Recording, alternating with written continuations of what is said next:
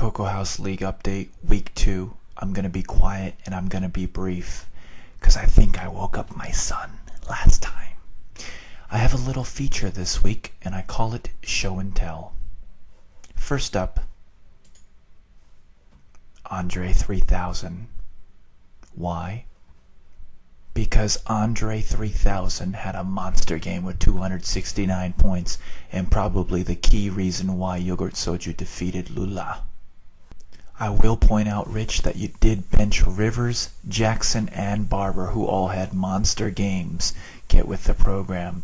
Jimmy with Lula. You ended up playing Ocho Cinco, which was a risk, and he had a great game, 151 points. But you benched Carson Palmer. I don't get that. If you're expecting a receiver to have a good game, don't you think the quarterback's going to have a good game?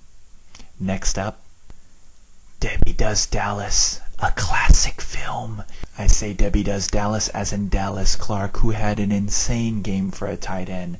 Not only did Big Mama Shecky have a stud and Chris Johnson who went off for 464, but when you have a tight end that puts up 243 points, you're guaranteed a strong chance at winning. And luckily you did have a strong performance from your tight end and Chris Johnson, because look at your wide receivers, absolute duds, averaging about 68 points there. That's not going to cut it for you long term, Augie. On the other side of the ball, Shecky Bovines. You had Drew Brees, who went off last week for about 400 points. This week he's cooling off. Shall I call him a cool breeze? Next photo to share. The Wrong Brother. I have no idea what this book is, but I do like the look that woman is giving to the wrong brother. I think we all know what that look means. What do I mean by the wrong brother? I'm referring to La Burrita choosing Peyton Manning to start over Eli Manning. Eli Manning had one of the best games of his career. But you know, it didn't matter for La Burrita because he still pulled out the win over the Jashiks anyway, with Frank Gore going off. What an inconvenient truth for the Jashiks.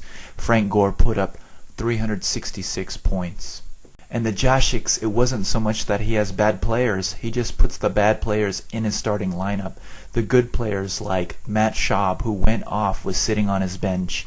And although I ridiculed your pick of Reggie Bush, he actually had a monster game as well, but you didn't play him. La Burrita takes this one easily. And in our final photo to share, I like this one. On the left-hand side, it looks rather flaccid. And what am I talking about? I'm talking about Joe Flacco the Flaccid's performance. He was rather flaccid, only putting up 168 points. And that was probably the one expectation Tenney had on his team, who otherwise did very weakly.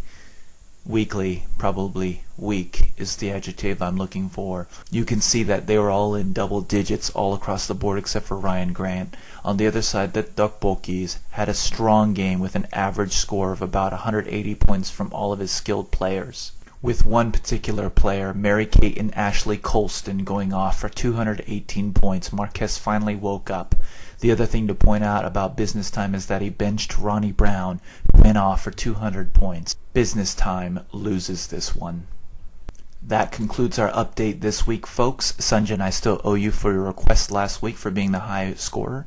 I really question why you want me to dance around like a huganyaja, but you asked, and I shall provide. This week's winner is Big Mama Shecky with 1507 points. Augie, you think about something you want me to do on camera, and I have a feeling it'll be quite not heterosexual. Thank you guys. See you next week.